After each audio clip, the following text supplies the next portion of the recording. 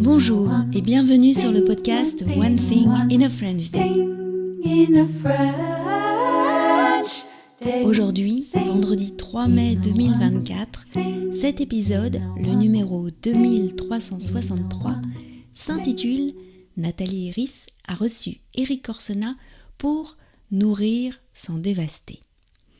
J'espère que vous allez bien et que vous êtes de bonne humeur. Je m'appelle Laetitia, je suis française, j'habite près de Paris et je vous raconte au travers de ce podcast un petit bout de ma journée. Vous pouvez vous abonner pour recevoir le transcript, le texte du podcast sur onethinginafrenchday.com. Je vous invite à découvrir tous les avantages qu'il y a à recevoir le texte tel que je l'ai écrit et les différentes versions du transcript que je propose, chacune a ses avantages, sur le site du podcast. L'abonnement commence à 3 € par mois pour une douzaine de textes par mois.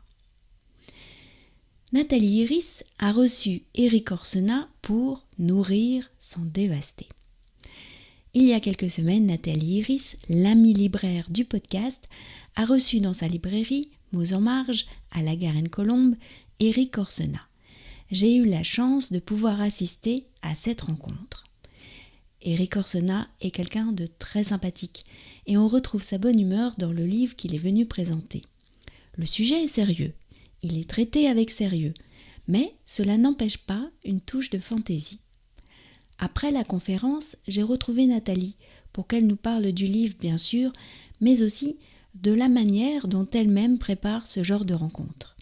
Dans un premier épisode, vous allez l'entendre parler de tout l'aspect préparation des questions. Dans un second épisode, elle vous parlera davantage du livre d'Éric Orsena, Nourrir sans dévaster. Bonjour Nathalie. Bonjour Laetitia, bonjour les auditeurs. Comment vas-tu ? Eh bien ça va très bien, j'ai l'impression que le printemps est peut-être enfin arrivé jusqu'à nous et ça fait plaisir. C'est vrai que c'est agréable.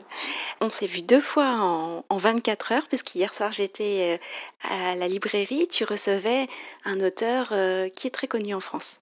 Oui, je recevais Éric Orsena. Je vous en ai déjà parlé probablement, j'ai déjà présenté un livre de lui. Alors c'est un auteur extrêmement connu et que je respecte beaucoup. Il fait partie de l'Académie française. C'est donc lui qui participe à l'élaboration du dictionnaire, le dictionnaire officiel. Et Éric Orsena fait beaucoup de choses. Il écrit des romans, il écrit des biographies et il écrit aussi des essais sur finalement le monde qui nous entoure. Et notamment, il a créé une sorte de petite collection qui s'appelle Petit précis de mondialisation. Alors, il a déjà traité divers sujets comme l'eau, le papier, le coton, même les moustiques. Et aujourd'hui, son précis de mondialisation, qui vient de paraître, traite de l'agriculture et de comment on se nourrit. Et c'est à cette occasion-là que je l'ai invité à la librairie et que Laetitia est venue écouter la conférence. C'est le 8e. Donc comment est venue l'idée de ce précis de mondialisation ? Alors, bonjour. De se retrouver là, c'est évidemment bonheur, la libraire. Et Oui, c'est vrai. Et alors, c'était très intéressant parce que c'est vrai que moi j'ai l'image de lui académicien. Je me souviens aussi qu'il était dans le monde politique puisqu'il a été conseiller sous François Mitterrand. J'ai beaucoup apprécié aussi tes questions. Je voulais savoir, toi, comment est-ce que tu préparais ce genre de rencontre avec un auteur ? Alors, bon, c'est vrai que c'est toujours un moment un peu impressionnant parce que, bon, voilà, quand on interroge quelqu'un d'aussi connu, d'aussi savant, eh bien, on a toujours peur de paraître inculte. Alors, évidemment, j'ai lu son livre qui m'a passionnée et j'ai vu qu'il y avait plusieurs thèmes dans ce livre. Et donc, je me suis dit que j'allais l'interroger sur les différents thèmes. Il y a notamment le thème de l'alimentation. Et ça, c'est vraiment quelque chose d'intéressant et c'est un vrai sujet presque préoccupant puisque aujourd'hui, on ne se nourrit plus du tout de la même façon qu'il y a ne serait-ce qu'une vingtaine d'années. Donc voilà, je m'étais dit, je vais l'interroger là-dessus. Après, dans son livre, il convoque aussi plusieurs personnages qui sont morts aujourd'hui, mais qui ont marqué le monde agricole, on va dire, notamment un ministre de Louis XIV.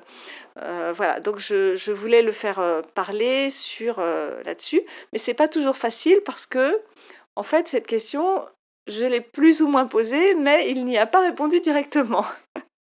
Et c'est un petit peu la difficulté de ce genre de personnes parce que quand on pose une question, ils mettent 10 minutes à répondre. Et donc, comme on sait que ils vont parler pendant environ 1 heure, j'ai en général beaucoup plus de questions sur le papier que de questions que je vais poser. Des choses comme ça, oui. Et que on demande aux agriculteurs, sans arrêt, de produire toujours moins cher en respectant toujours plus des règles. Pourquoi ? Nous retrouverons donc Nathalie dans le prochain épisode de One Thing in a French Day qui est terminé pour aujourd'hui. Je vais vous souhaiter de passer un très bon week-end et donc je vous retrouve dès lundi. À bientôt, au revoir.